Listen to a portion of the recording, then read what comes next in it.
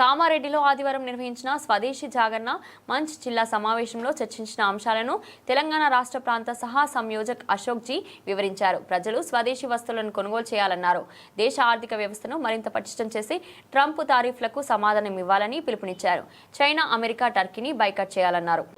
కామారెడ్డి జిల్లాకు సంబంధించిన స్వదేశీ జాగరణ మంచ్ కార్యకర్తలతో సమావేశం జరిగింది.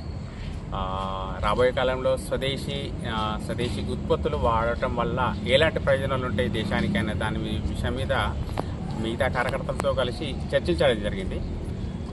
స్వదేశీ వస్తువులను వాడాలి అని చెప్పేసి అవగాహన కల్పించడానికి జనజాగరణ లాంటి ఉద్యమాలు చేయటము, స్వదేశీ వస్తువులు వాడటం వల్ల ఈ దేశ ఆర్థిక వ్యవస్థకి ఏ విధంగా ఉపయోగపడుతుంది, ప్రపంచ ఆర్థిక వ్యవస్థలో భారతదేశం యొక్క ప్రస్తుతం ఉన్న అవకాశాలను మనం ఏ విధంగా వినియోగించుకోవచ్చు అనే దాని మీద చర్చించడం జరిగింది.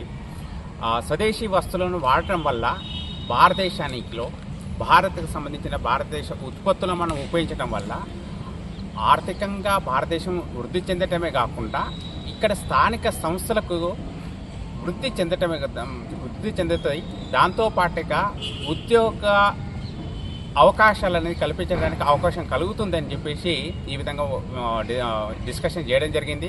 అదేవిధంగా సమాజంలో ఉన్న అందరికీ స్వదేశీ ఉత్పత్తులను వాడటం వల్ల, స్వదేశీ ఉత్పత్తుల వినిమయం వల్ల భారతదేశంలోనే తన ఆర్థిక వ్యవస్థని మనం వృద్ధి చేసుకోవడానికి అవకాశం ఉంటుంది. విదేశీ వస్తువులు కొనటం వల్ల వచ్చే ఆర్థిక లాభాలు ఏవైతే ఉంటాయో అవి వాటి దేశాలకు తరలిస్తాయి. దానివల్ల ఇక్కడ నిరుద్యోగ సమస్యకి పరిష్కారం దొరకదు అనే విషయం కూడా అవగాహన కల్పించాలని చెప్పేసి అనుకున్నాము.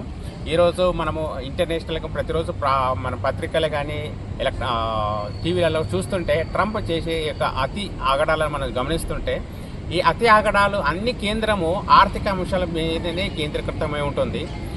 తన ఆర్థికంగా తన బలంగా ఉన్నందునే ఈరోజు అమెరికా అధ్యక్షుడు మనల్ని ప్రపంచ దేశాలని బెదిరించడం కాకుండా ఇన్సల్ట్ చేయడం చేస్తున్నాడు. ఎందుకనంటే ఆ అమెరికా అనే దేశము ఆర్థికంగా ప్రపంచంలోనే అందరిని శాసించగలిగే స్థితిలో ఉంది.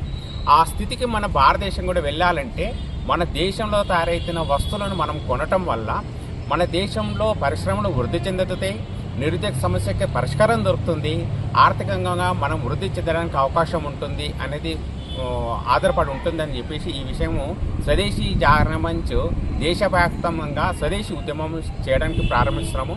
అదే రకంగా మనం అమెరికాకు సంబంధించిన వస్తువులని, చైనాకు సంబంధించిన వస్తువులని బహిష్కరించాలని చెప్పేసి కోరుతున్నాము.